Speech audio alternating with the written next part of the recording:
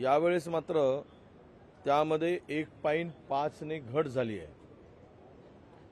आणि तृणधान्यामध्ये तर 4 ते 5% घट दाखवली आहे।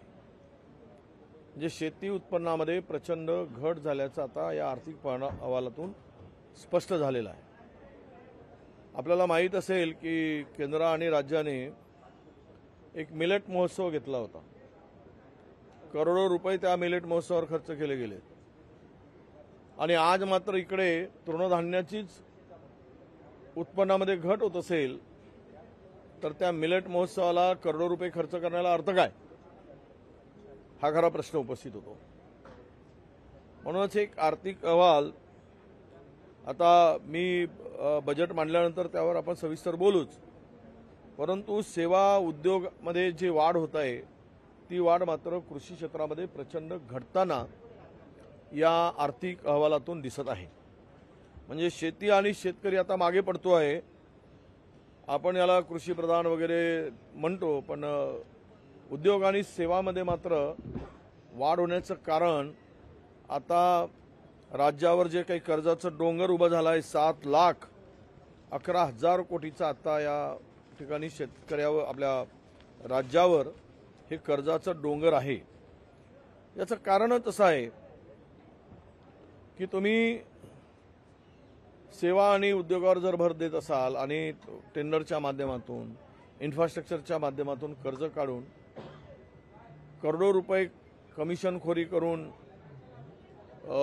टक्केवारी घेऊन सगळे टेंडर मॅनेज करून जर होत असेल तर राज्यावर कर्जाचा डोंगर कशासाठी उभा होतो? तो शेतकऱ्यांसाठी होत नाही आहे, तो बेरोजगारांसाठी होत नाही आहे, तर इन्फ्रास्ट्रक्चरचं जाळं विणून कमिशन खाण्यासाठी आणि कंत्राटदारांना पोचण्यासाठीच्या कर्जाचा डोंगर उभा होताना या राज्यामध्ये आम्हाला दिसतो आहे। यामध्ये जर ही देशाची आर्थिक राजधानी आहे आणि हे महाराष्ट्र खरं म्हणजे देशाचं एक ग्रोथ इंजिन आपण म्हणतो आणि या ग्रोथ इंजिनची जी आता पिछाट होताना दिसते, आपल्या पुढे गुजरात आणि तेलंगणा पुढे जाताना दिसते। आमचे उपमुख्यमंत्री कदाचित म्हणतील की मागच्या वेळेस महाराष्ट्र 6 क्रमांकावर होता, तो काय 6च क्रमांकावर राहावा? आमच्या मागे असलेले गुजरात आणि तेलंगणा पुढे जावं ही त्यांची अपेक्षा आहे का, असाही आमचा त्यांना सवाल असणार आहे। मुळातच हे सरकार जे आहे यामध्ये कृषीकडे यांचा पूर्णतः दुर्लक्ष आहे। मागच्या वेळेस 62,769 कोटी रुपये कृषीला शेतकऱ्यांना कर्ज वाटप झालं। यावेळेस मात्र फक्त तो 62,000 कोटी आपला 60,000 कोटी रुपयेच झाला। अद्यापही 25 ते 30% शेतकऱ्यांना कर्ज मिळालं नाही। जो काही आराखडा 60,000 कोटीचा म्हणजे 2,000 कोटींनी तुम्ही का कमी दाखवताय कर्ज वाटप, याचंही उत्तर सरकारने देण्याची आवश्यकता आहे। एकीकडे उपमुख्यमंत्री सांगतात की शेतकऱ्यांना सिबिल न लावता शेतकऱ्यांना कर्ज वाटप करा असा आदेश काढतात। खरं त्यांच्या अधिकारात आहे की नाही मला माहीत नाही, पण कुठल्याही बँकांनी याची साधी दखल सुद्धा घेतली नाही। सिबिल न तपासता कर्ज द्या म्हणणाऱ्या सरकारच्या या शेतकऱ्यांसाठी काहीतरी दिखावापणा करणाऱ्या सरकारचा बुरखाच आता सगळ्या बँकांनी फाडला आणि त्यांचं अजिबात ऐकलं नाही, हे आपण लक्षात घेतलं पाहिजे। मी मुख्य एक मुद्दा महत्त्वाचा आहे की आज खरं तर पुणे हे ड्रग्सचा हब झालेला आहे। एकेकाळी एज्युकेशनचा हब असणारं पुणे ड्रग्स हब होणं पूर्ण तरुणाई उद्ध्वस्त होताना पुण्यात दिसतोय। दर 8 दिवसातून आपल्याला तिकडे ड्रग्सचा सापडल्याच्या घटना, ड्रग्समध्ये लिप्त झालेले तरुण आणि प्रचंड मोठं एक जाळं या ठिकाणी पुण्यामध्ये दिसतो आहे। या गेल्या वर्षभरातल्या आपण जर घटना बघितल्या तर पुणे उद्ध्वस्त होताना दिसतो आहे। पुण्यातली संस्कृती संस्कार तर आता कुठे गेले ते माहीत नाही, पण ज्या अपेक्षेने लाखो तरुण आणि त्यांचे पालक त्यांना तिकडे पाठवतात ते संपूर्ण तरुणाई आता या ड्रग्सच्या विळख्यात सापडलेली आहे आणि तेथील पोलीस प्रशासन पूर्णतः सुस्त आहे। याची जबाबदारी जे काही अलीकडच्या झालेल्या घटना ज्या पाहता आपण, पोलीस तिथले जे पुण्याचे पोलीस कमिशनर आहेत, हे पोलीस कमिशनरच खऱ्या अर्थानं जबाबदार आहे. अनेक घटनांमध्ये, मग ते हिट अँड रनची घटना असेल, त्यामध्ये सुद्धा अनेक गोष्टी आमच्याकडे आहेत. आम्ही ह्या सर्व पुण्यामध्ये ज्या काही आता कायदा सुव्यवस्थेचा धिनवडा निघालाय, ड्रग्स असेल, खून असेल, तरुणींचं अपहरण असेल, तरुणी गायब झाल्यात पुण्यातून, हा वर्षभरामध्ये सरकारच्या डोळ्यात झणझणीत अंजन घालणाऱ्या या घटना आहेत. म्हणून आम्ही मागणी करतो आहोत की पुण्याच्या पोलीस कमिशनरनी राजीनामा दिला पाहिजेत, त्यांना काढलं पाहिजेत, त्यांना तिथून हकललं पाहिजेत आणि या ठिकाणी त्यांच्यावर कारवाई केली गेली पाहिजेत, अशी आमची मागणी आज असणार आहे. आणि विशेष म्हणजे आपण थातूरमातूर कारवाई करू नाही. त्यांना तिथे आणल्यानंतर पूर्वीचे पोलीस कमिशनर आणि आत्ताच्या पोलीस कमिशनरच्या वेळेस तिकडे कायदा सुव्यवस्थेचे किती धिनवडे निघालेत हे संपूर्ण आकडेवारीवरून आता स्पष्ट होत आहे. एक महत्त्वाचा मुद्दा दुसरा होता की दुधाच्या अनुदानाची घोषणा 5 रुपये प्रति लिटर देऊ शेतकऱ्यांना म्हणून घोषणा केली. अंमलबजावणी अजिबात झाली नाही.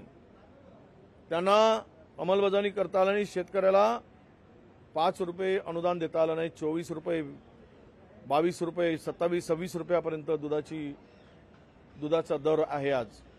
तो शेतकऱ्याला अजिबात परवडत नाही.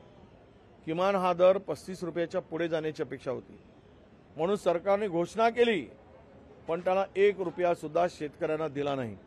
आता 2.5 वर्ष शेतकरी यामध्ये पिछला गेला. दूध उत्पादक शेतकरी उद्ध्वस्त झाला आणि आता 2.5 वर्ष झोपल्यानंतर या सरकारला जाग आली आणि आता दूध अनुदान आज म्हणजे अनुदान आता 2.5 वर्षानंतर त्यांना दिलं. 2.5 वर्ष काय करत होता तुम्ही सरकार म्हणून? झोपला होतात काय? ज्यावेळेस लोकसभेमध्ये चपराक पडली, सनसनीत मार पडला, त्यावेळेस त्या दूध उत्पादक शेतकऱ्यांना या 2 महिने जे काही आहे त्यांचे व्हेंटिलेटरवरचे ते वाचण्यासाठी प्रयत्न, केविलवाना प्रयत्न, धडपड ही यातून दिसते आहे.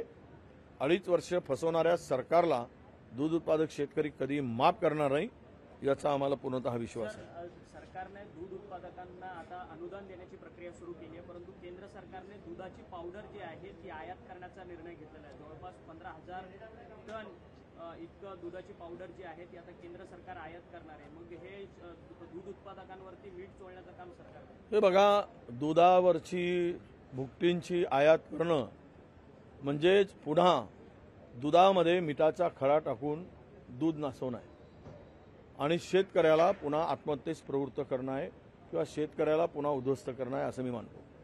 काय केलंय सगळ्या बाबतीत आता आपण पाहिलंय की ज्यावेळेस कांद्याचा विषय आला त्यावेळेस ते निर्यात बंदी लावली, त्याच्यावर 40% कर लावला.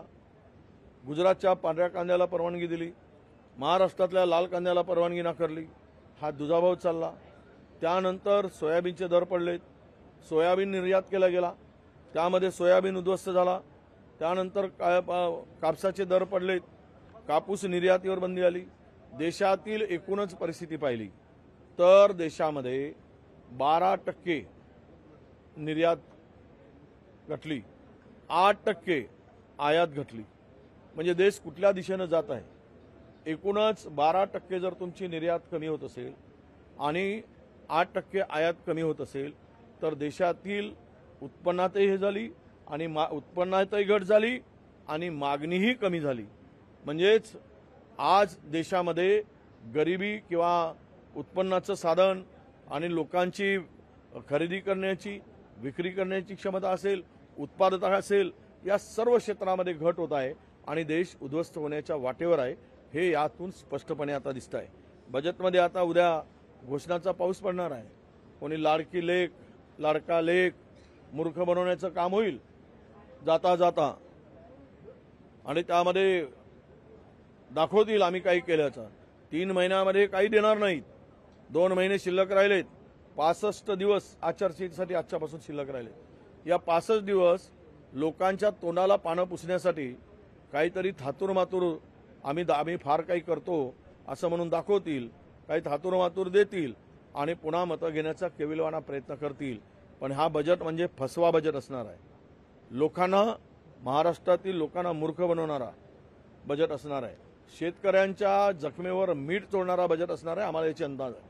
त्यामुळे मला तरी वाटतं की हे 2.5 वर्ष आपण काय केलात हाही प्रश्न त्या ठिकाणी उपस्थित होईल. 2.5 वर्ष काही न करता शेवट आपण निरोप समारंभाच्या वेळेस हे काहीतरी दाखवण्याचा प्रयत्न जर करत असाल तर जनता माफ करणार नाही, असंही माझं स्पष्टपणे मत आहे. सर, महाराष्ट्र राज्य सहकारी बँक घोटाळा प्रकरणी त्यांनी लहान मुलांना ताब्यात घेतलं, त्यांना मारहाण केलेली आहे. सगळे रेकॉर्डवरचे सगळे गुन्हेगार आहेत, त्यांचा व्हिडिओ व्हायरल झाला. मी सांगितलं कायदा काय राहिलाय राज्यात. पोलीस सुस्त झाले आहेत, सरकारच सुस्त झालेलं आहे, सरकारच टक्केवारीमध्ये अडकलेलं आहे, प्रचंड भ्रष्टाचारामध्ये वाढ झाली आहे. पोलिसांना कायदा सुव्यवस्था राखण्यासाठी वेळच नाही, कारण वसुलीमध्येच पोलीस आता व्यस्त झाले आहेत. जेवढं वसूल करता येईल आणि टार्गेट देऊन वसूल केलं जात आहे. त्यामुळे या राज्यातील कायदा सुव्यवस्थेचे धिंडवडे उडालेत. कायदा हातात घेतला जात आहे.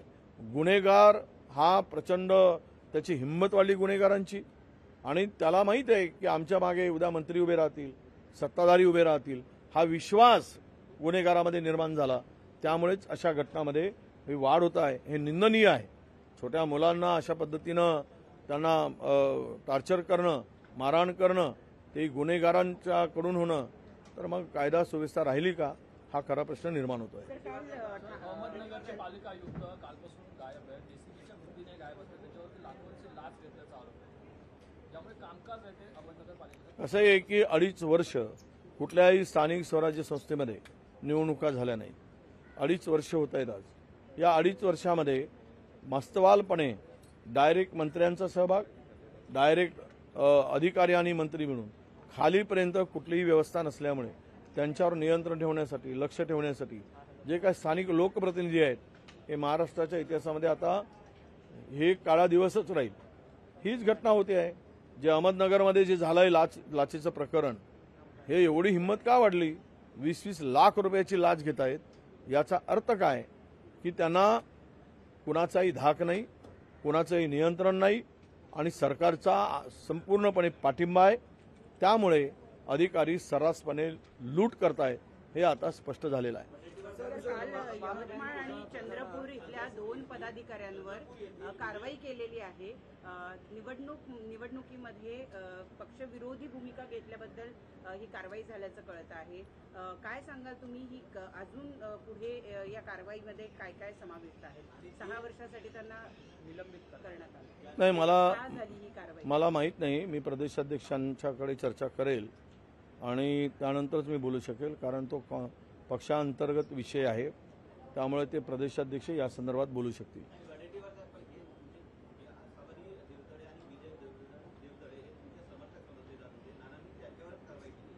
माझे समर्थक वगैरे नाही, ते काँग्रेस पक्षाचेच होते.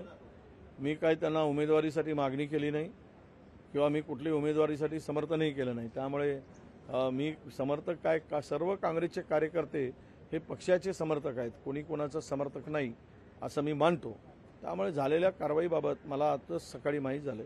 मी प्रदेशाध्यक्षांना विचारणार आहे की कुठला काय तक्रार आहे, पण ते या संदर्भातला खुलासा प्रदेशाध्यक्ष करू शकतील. सर, महाराष्ट्र राज्य सहकारी बँक घोटाळा प्रकरण पुन्हा एकदा चर्चेत आलेलं आहे.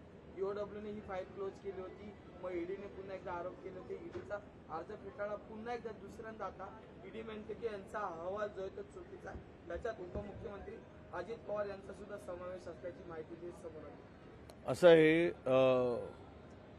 ज्यावेळेस शेतीसाठी बैल उपयुक्त नसतो त्यावेळेस तो कसायाकडे जातो. मला वाटतं की वाटचाल कुठल्या दिशेनं चालली आहे याचं उत्तर त्या ईडीच्या चौकशीमध्ये कदाचित मिळेल.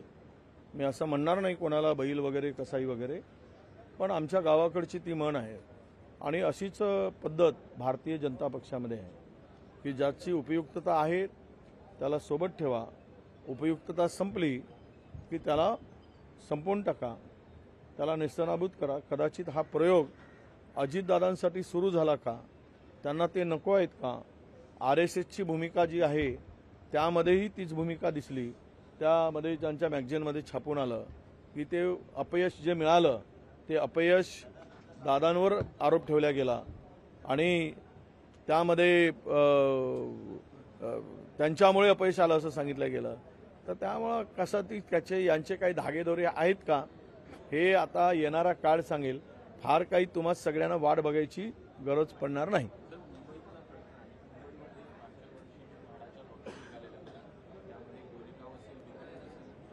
काय आहे, माडामध्ये ज्यांना ही कामं दिली गेली 3,000 कोटीची, 2,200-2,300 कोटी सगळी कामं, जवळपास 12,000 कोटीची कामं वाटप करून दिल्या गेली आणि ते सगळं मॅनेज करून टेंडर वाटल्या गेले. त्यामुळं कमिशनखोरी खूप मोठ्या प्रमाणात झाली या सगळ्या माडांच्या बिल्डिंगच्या उभारणीमध्ये.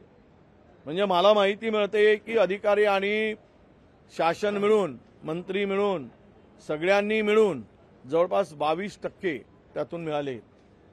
जर हे 22% माडाच्या बिल्डिंगमधून मिळणार तर बिल्डिंग गळणार नाही तर काय होईल? गळतीच एवढी लागली पैसे खाण्यासाठी तर तो काय बांधकाम करेल? शिर्के नावाचं नाव मोठं आहे. शिर्केला सुद्धा ते काम माझ्या माहितीप्रमाणे कुठलीही स्पर्धा नव्हता, वाटप करून दिलेत, मॅनेज करून दिलेत आणि ते टक्केवारी घेतली गेली. त्याचा परिणाम मुंबईच्या या गाळेधारकांना फ्लॅट्समध्ये जे काही ऑक्शनमध्ये जे काही घेतात किंवा लॅटरीमध्ये घेतात त्या सगळ्यांना हे भोगावं लागणार आहे. निवडणूक जवळ आहे. जेवढी गळती होईल या बिल्डिंगमध्ये तेवढी गळती महायुतीची होईल आणि हे नेस्तनाबूत होतील. धन्यवाद. लोकशाही मराठी ऐका, पहा, जागरूक रहा.